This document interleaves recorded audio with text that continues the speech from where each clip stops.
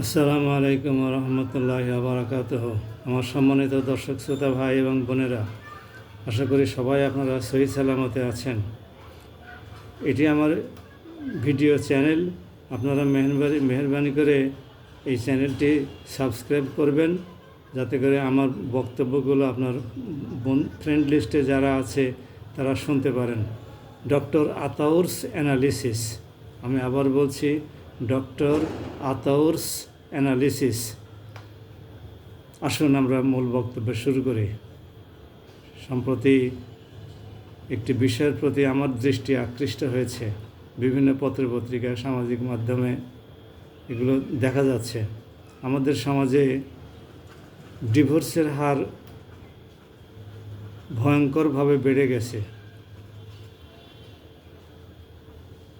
বিশেষ করে শিক্ষিত ছেলে মেয়েদের মাঝে এই প্রবণতা অত্যন্ত বেশি, অথচ তাদেরই কিন্তু একে অপরের প্রতি সহনশীল থেকে একটি সুখের চমৎকার সংসার, ছেলে মেয়ের সুন্দর ভবিষ্যৎ গড়ার জন্য মিলেমিশে থাকার কথা ছিল। কারণ তারা শিক্ষিত, তারা এর ভয়াবহ পরিণাম সম্পর্কে পূর্ণরূপে অবহিত। কিন্তু ঘটনাটি ঘটছে তার উল্টো। এর কারণ কি?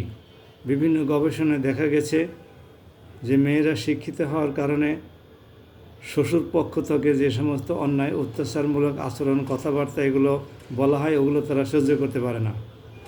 সহ্য না করারই কথা। অন্যায় কথা বলে সহ্য কে করতে পারে? যারা অসহায়, যাদের কোনো গতি নাই স্বামীর বাড়িতে থাকা ছাড়া, তারা এগুলো সহ্য করবে। শিক্ষিত মেয়েরা এগুলো সহ্য করে? তাদের তো চাকরি বাকরি আছে, তারা এই সমস্তগুলো সহ্য করবে কেন? এখন কথা হলো যে শ্বশুর পক্ষই বউ মাকে নিজের মেয়ের মতো মনে না করে পরের মেয়ে মনে করে কেন? এই অবস্থার অবনতি ঘটার কারণেই এই অবস্থাগুলো সৃষ্টি হচ্ছে। পরকীয়ার ব্যাপারে মেয়ে পক্ষ, পুরুষ পক্ষ পরকীয়ার ব্যাপারে খুবই স্পর্শকাতর, খুব সেন্সিটিভ। কেউ কাউকে সহ্য করতে পারে না। বিশেষ করে ছেলেদের বেড়াতে পরকীয়ার সমস্যাটা প্রকট। মেয়েরা একটা সংসার পাতার পরে সাধারণত এই প্রবণতা থেকে বেরিয়ে আসে।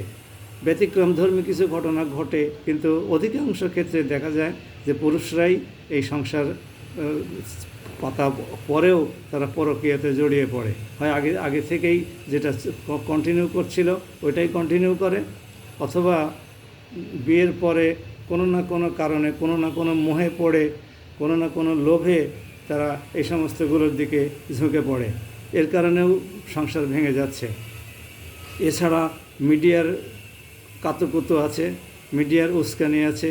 মিডিয়ার সিনেমা, নাটক প্রভৃতিতে দেখা যাচ্ছে, শর্ট ফিল্ম প্রভৃতিতে দেখা যাচ্ছে যে একটু কোনো কিছু হলেই যেন তারা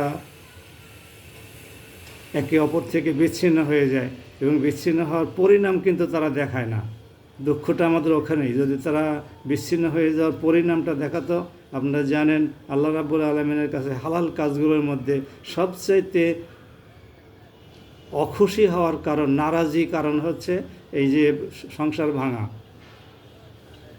বিবাহ বিচ্ছেদ ঘটা। আল্লাহর কাছে যে সমস্ত হালাল কাজ আছে সেগুলোর মধ্যে সবচাইতে আল্লাহকে অখুশি করে বিবাহ বিচ্ছেদ। কাজেই আমরা আসুন একটু সচেতন হই, একে অপরের প্রতি সহনশীল হই। সমাজ যেন আমাদেরকে এই সমস্ত কাজগুলোকে কোনো উস্কানি না দেয়, মিডিয়া যেন আমাদেরকে এগুলোতে উস্কানি না দেয়। আমাদের বরং আরও কীভাবে সুন্দর করে সংসার গড়া যায় সেই বিষয়ে তারা সবাই সহযোগিতা করে। তাহলেই আমাদের সংসার সুখের হবে, আমাদের সন্তানেরা নিরাপদ পিতৃত্ব এবং নিরাপদ মাতৃত্ব লাভ করবে, এবং একটি চমৎকার মিল মহব্বতের সংসারে মানুষ হবে। দয়াময় আল্লাহ আমাদেরকে সহি বুঝ দান করুন। আসসালামু আলাইকুম ওয়া রাহমাতুল্লাহি ওয়া বারাকাতুহু।